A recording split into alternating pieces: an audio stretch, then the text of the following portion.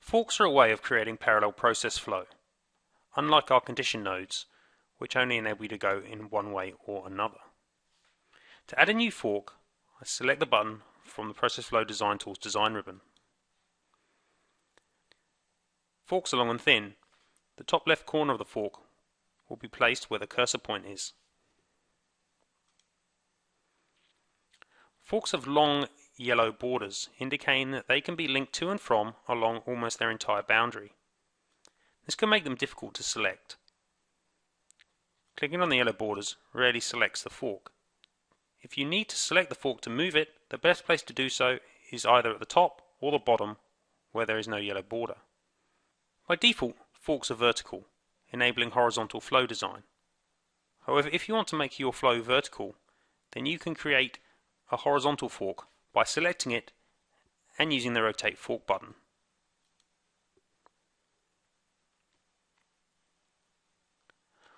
Forks, like stages and conditions, only allow a single input. We can connect our condition to our fork.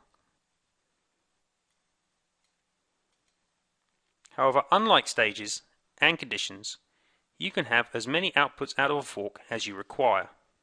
In this case, we need two, one for each of our stages.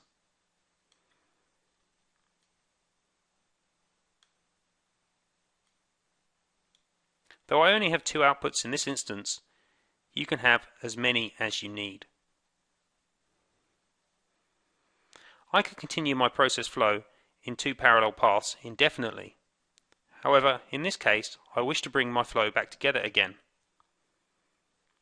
I would not use a joint to do this, because the joint does not explain the order of actions to the user. Instead, I need to use either an all or an any node. We will begin with an any node.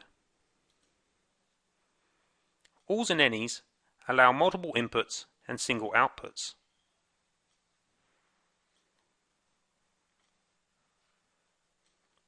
An any node states that any of the stages can complete for the process to carry on. In this case, that does not make any sense, and usually with forks, it is alls rather than any's that the user requires. I can change my any into an all node by selecting it, right-clicking, and changing its type to an all. All nodes require all of the input links to have completed before the process can continue. In this way, you can create parallel flow and combine it together again, whilst at the same time explaining to your readers exactly what order of actions is being undertaken.